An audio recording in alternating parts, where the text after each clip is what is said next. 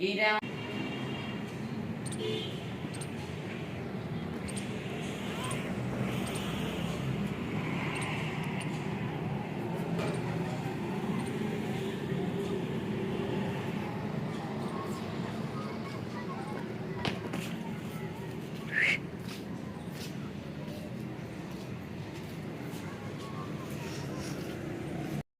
मेरे प्यारे बहन भाई, क्या हाल है? जहाँ भी रहो खुश रहो, हंसते मुस्कुराते रहो, मुझे जो मुझसे बाहर अल्लाह ताला से तंदुरुस्ती दे।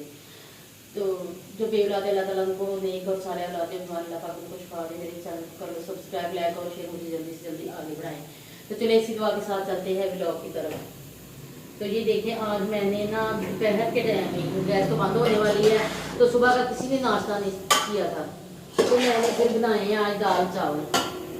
ये मैंने चावल बॉयल किए हैं, तो ये दाल है मूंग की और मसूर की। बच्चे अब कह रहे हैं कि हमें भूख लगी है, तो नाश्ता तैयार हो चुका है। एक बज गया है, 1:15 का टाइम है। तो मैं जब से गैस आई है ना, तो मैं यही काम करने लगी हुई। मैंने कहा बाद में दूसरा काम करूंगी, गैस फिर चली जाएगी, तो पहले मैं नाश्ता बना दूँ। ये देखिए, मैंने जीरा डाल दिया है,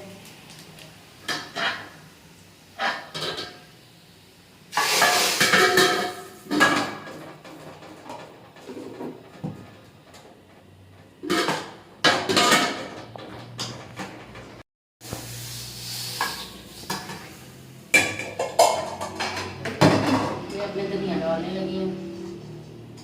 बच्चे अब खाएंगे नाश्ता। बच्चों को बहुत भूख लगी हुई है। हमने तो चाय पी है, बच्चों ने चाय भी नहीं पी, तो बच्चे करेंगे अब नाश्ता।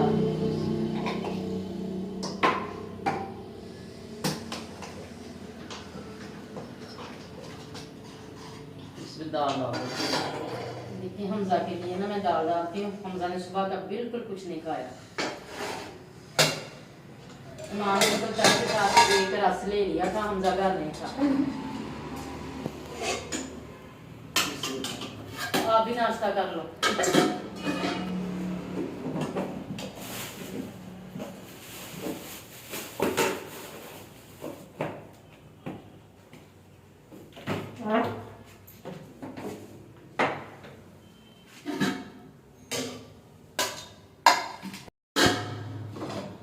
तो ये पकड़ो आंटी यास्मीन को देके आओ। आहिस्ता आहिस्ता उतरना, नीचे डालना जा रही।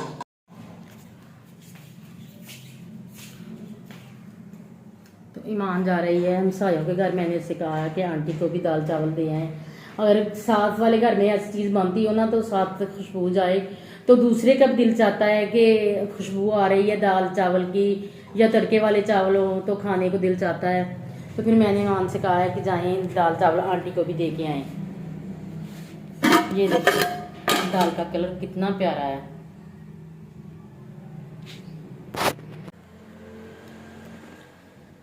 ये देखें, ईमान फातिमा भी चावल खा रही है, और हमजा ने भी थोड़े से खाए। वो कहता मुझे भूख ही नहीं है। इधर मेरे भी खा लो। ये देखिए, इधर आप भी खा रही हैं। सबको भूख लगी हुई थी।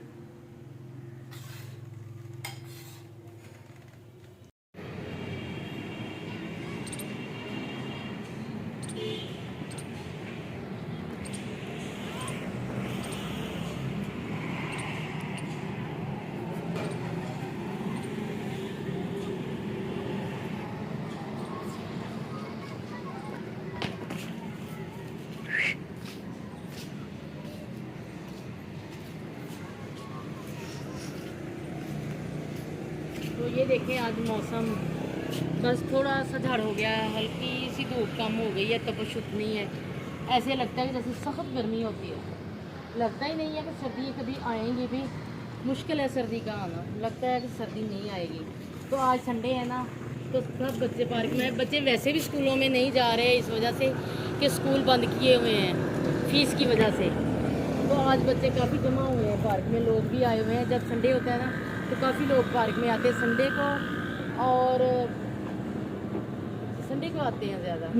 तो कल मैंने कपड़े धोए थे, काफ़ी कपड़े थे धोने वाले। दरियाँ थी, चादरें वगैरह और खेसियाँ थी, जो सारी गर्मियों में ऊपर ली हुई थी। तो बहुत ही कपड़े धोने वाले थे, कल मैंने और आपी ने धोए। तो कल तो मैं वीडियो नहीं बना सकी, अपने बहन भाइयों के साथ शेयर नहीं कर सकी, मैं उतार के ले गई थी। ये 2 कपड़े थे जो नहीं सूखे थे, एक दरी और ये खीसी, ये दोनों नहीं सूखी थी। तो मैं फिर कल इसे ना बरामदे में डाल गई। तो आज सुबह फिर मैंने निकाल के बाहर डाली। धूप तो नहीं निकली मगर तपश है मौसम में, तो तपश की वजह से काफ़ी खुश्क हो चुकी है। तो सफाई वगैरह भी करने वाली है। इतना गंदा है बरामदा और हर जगह इतना गंद है। तो हमने सोचा कि पहले मैंने कहा मैं कपड़े वगैरह धो लेती हूँ, जो भारी भारी कपड़े हैं ना जो गर्मियों में इस्तेमाल हुए थे वो धो के तो मैं रख देती हूँ, कंबल वगैरह निकालने हैं। तो फिर उसके बाद ये सारी चीज़ें हमें इधर से बाहर निकाल के ये छाड़ वगैरह उतार के धोएंगे। ये पर्दा भी धोने वाला है, वो भी छाड़ वगैरह धोने वाले हैं, सब चीज़ें बाहर निकालूंगी। बाहर निकाल के आप ही की बेटी भी आएगी। आप ही ने अपनी बेटी से कहा था कि आप ही आ जाना। हम दोनों तो नहीं इतना काम कर सकती, काफ़ी काम है। ये देखने को लगता है कि इतना काम नहीं, मगर नीचे से ज़्यादा ये काम करने वाला है। तो फिर ये छाड़ वगैरह भी धोने हैं, चीज़ें सब बाहर निकालेंगे और झाड़ के अच्छी तरह से सफाई करेंगे, नीचे से धोएंगे इसे। तो सारा काम करने वाला, चारपाइयाँ धोने वाली हैं, तो ये देखिए काम करने वाला है, नीचे से भी धोने वाला है और दीवारें भी साफ करने वाली हैं, छत भी साफ करने वाली है। तो ऊपर छत की सफाई होती है जब सर्दी शुरू होती है, जब गर्मी शुरू होती है, उस वक्त हर चीज़ निकाल के करते हैं। वैसे तो आहिस्ता आहिस्ता करते रहते हैं, नीचे से तो धो लेते हैं, थोड़ी देर के बाद सेन भी धो लेते हैं और बरामदा भी। तो जो दीवारों की सफाई है, छत की सफाई है, वो चीज़ें बाहर निकलेंगी तो होंगी, वो 6 माह के बाद की जाती है। तो अब वो चीज़ें सारी बाहर निकाल के तो फिर सफाई अच्छी तरह से करेंगे सारे बरामदे की और ये धोएंगे। कुछ कपड़े मैंने धो लिए हैं, कुछ मैं कल तो जाना है हमने आप ही के पास शुक्रपुरा में, तो कल जाएंगे, परसों उधर से हम वापस आएंगे। तो कल परसों तो ये काम नहीं हो सकता, तो अगले दिन मैं जो चादरें वगैरह हैं ना, तकिए के छाड़ है, चादरें हैं, सब मैं वॉश करूँगी। तो फिर अपनी बेटी को भी बुलाएंगी, फिर हम सब मिलके ना बरामदा भी अच्छी तरह से झाड़ के साफ करेंगे और नीचे से भी सफाई होगी। जो चीज़ें पेटी में रखने वाली होंगी वो पेटी में रखेंगे, जो निकालने वाली होंगी वो निकालेंगे। वो भी मैं अपने बहन भाइयों के साथ ज़रूर शेयर। आटा गूंद रही है दाल वाला।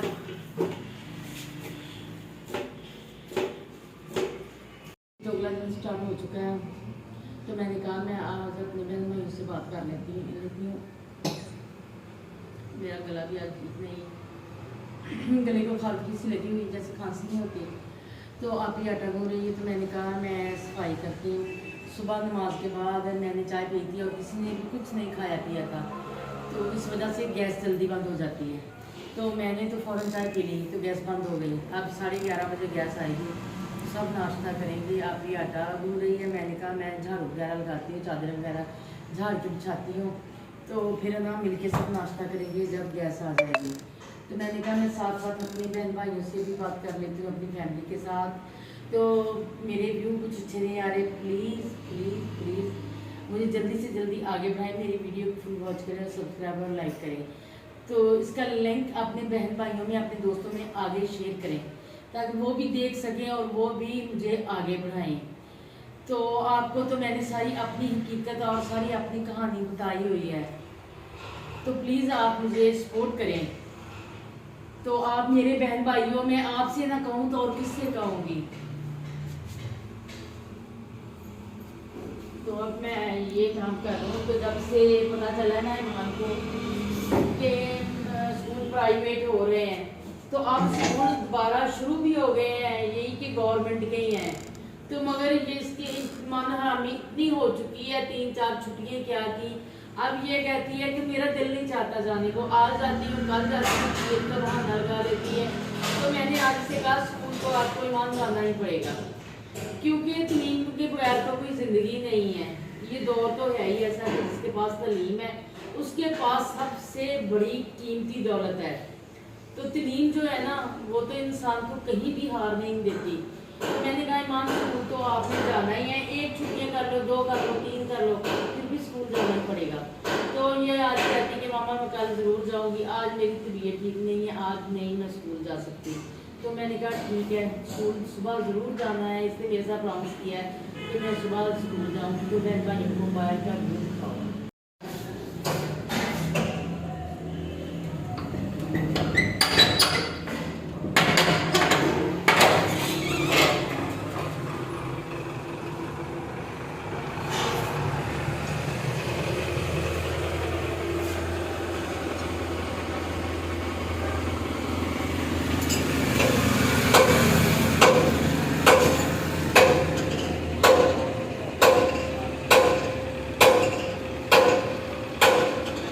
ये देखिए आप, ये जो ट्रक देख रहे हैं ना, इन्होंने कल रात बनाया है और अब इस ट्रक को लगे हैं।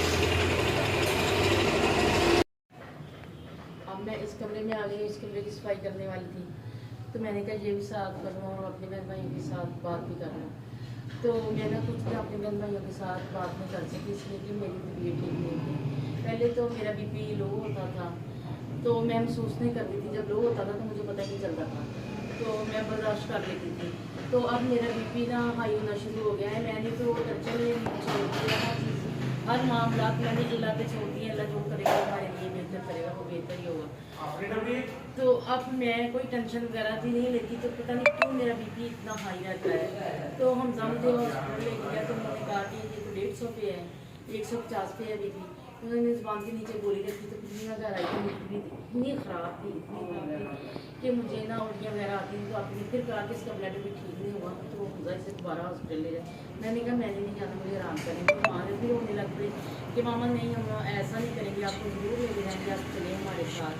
तो जब मैं दोबारा डॉक्टर के पास गई तो उसने कहा कहने नहीं मामा आपने जरूर करना है, मैं आपको लेके जाऊँगी और चला नहीं बुलाऊँगी। मैं दोबारा गई वहाँ पर, उन्होंने मेरा बीपी चेक किया, तो बीपी मेरा 170। तो यकीन करें कि मैं इतनी तबीयत खराब थी कि मुझे ये लग रहा था कि अब मैं बस दुनिया से जा रही हूँ, मुझे कुछ अच्छा नहीं लगता था। तो फिर उन्होंने ना मेरी ज़ुबान के नीचे गोली रख दी और मुझे कहा कि आप, उन्होंने मुझे टेंशन की भी गोली दे दी कि आप और कुछ ना करें, हम इंजेक्शन वगैरह तो लगा नहीं सकते इसलिए कि आपका बीपी बहुत आई है। तो उन्होंने मुझे ना टेंशन की गोली दे दी कि आप ये खाएं और जाके आराम करें, सो जाएं, तो सुबह तक आप इंशाल्लाह ठीक हो जाएंगी। वो खा के मैंने खाई और मैंने कुछ नहीं खाया पिया, मैं सो गई। सुबह उठी तो मैं बीपी तो मेरा ठीक था, मगर 2-3 दिन में ऐसे रही हूँ कि मेरे जिस्म में जान नहीं है, मैं बहुत निठाल हूँ, मैं कोई काम नहीं कर सकती थी, कोई बात नहीं कर सकती थी, क्योंकि मेरा बीपी बहुत ही ज़्यादा हाई रहने लग पड़ा था। तो अल्लाह का शुक्र है अल्हम्दुलिल्लाह, अब तो मैं कुछ नहीं करती। तो मैंने कहा अब मैं बेहतर हूँ, तो क्यों ना मैं अपनी बहन भाइयों के साथ अपनी बीमारी भी शेयर करूँ, अपनी बात भी शेयर करूँ। तो काफ़ी दिन हो चुके हैं मैं अपनी फैमिली से नहीं मिली, मैं अपनी फैमिली से मिलती हूँ। तो इसलिए मैंने आज सोचा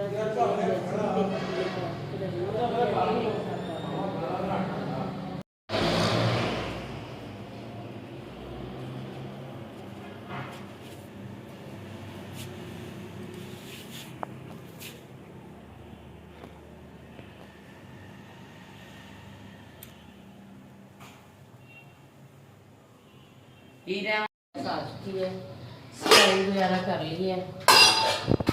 तो अब बच्चों को भूख लग चुकी है, वो नाश्ता मांग रहे हैं। तो कल दाल बनी हुई थी, ये देखो दाल वाला आटा है, ये कल मूंगी और मसूर की दाल थी, तो बच्चे खाते नहीं हैं। जैसे बनाई थी वैसे की वैसे ही पड़ी हुई थी। बिस्मिल्लाह। तो फिर मैंने कहा कि इन्हें बना देते हैं दाल वाले पराठे। तो अब दाल वाले पराठे बनाने लगे हैं। किसी भी मेरे बहन भाई ने खाने हैं तो आ जाए, मोस्ट वेलकम, हमारे साथ खाएं।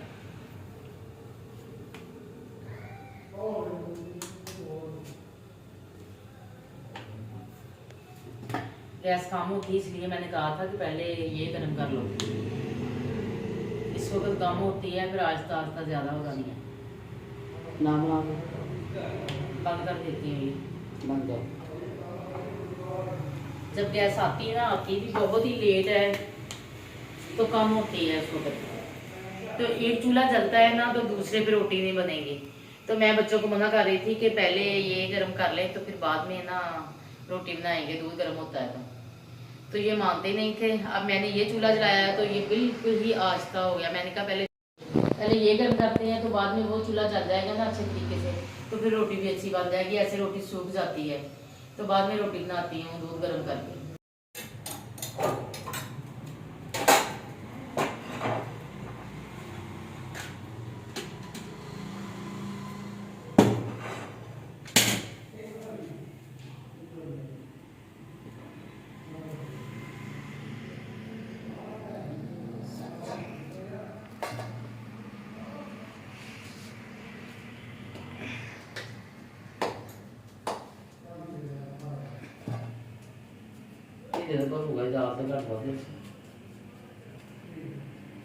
मेरे पानी पीने का की फायदा नहीं को वाला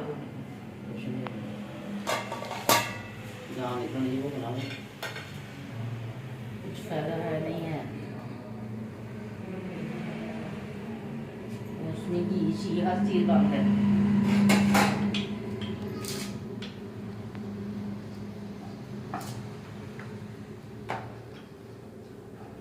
जो मामू से और हारिस भाई से, हमजा भाई से पूछ के आओ।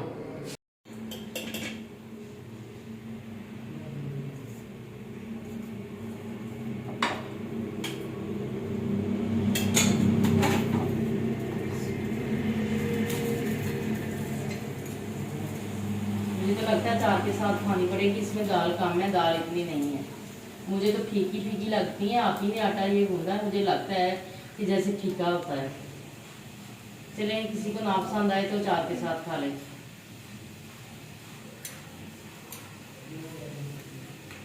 गाइस, इस घर में सब गूंगे रहते हैं मेरे अलावा। कोई बोलता नहीं, कोई बात नहीं करता। तो ऐसे लगता है कि घर में कोई मेरे अलावा होता ही नहीं है। इस वजह से फिर मुझे अकेले आपसे बात करनी पड़ती है। कोई आपसे बात नहीं करता मेरे अलावा। बोलो आप। बोल रही हूँ क्या? तो फिर मैं उनको सबको बेचारों को समझ के ना कि ये गूंगे बहरे हैं, मैं खुद ही बात करती रहती हूँ आपके साथ। तो प्लीज आप मेरा दुख समझ के ना मुझे लाइक करें, शेयर करें, मेरी वीडियो को फुल वॉच करें, मेरा दुख समझे। मेरे साथ तो कोई बात भी नहीं करता। उर्दू बोलती ने पंजाबी बोलना तो कोई बात नहीं, फिर क्या हो गया।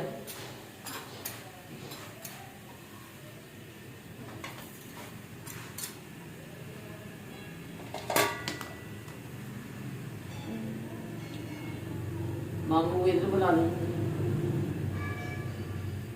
हमजा मामू को इधर भेज दें।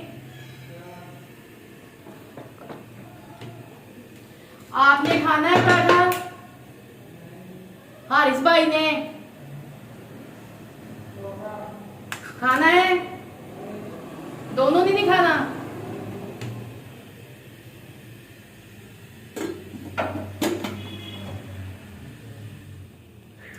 ये मेरा ना टूटा फूटा सा पराठा बना है, इसलिए कि आटा अभी अभी गूंदा है। इस वजह से ना जब मैं डालने लगी हूँ ना तो टूट गया है। तो आ जाए, किसी ने भी खाना, मेरे भाई बहन ने तो खाए। तो अब मैं लेती हूँ आपसे इजाज़त। जहाँ भी रहें खुश रहें, अपनी दुआओं में मुझे भी याद रखें। नेक्स्ट व्लॉग में मुलाकात होगी। अल्लाह हाफिज़।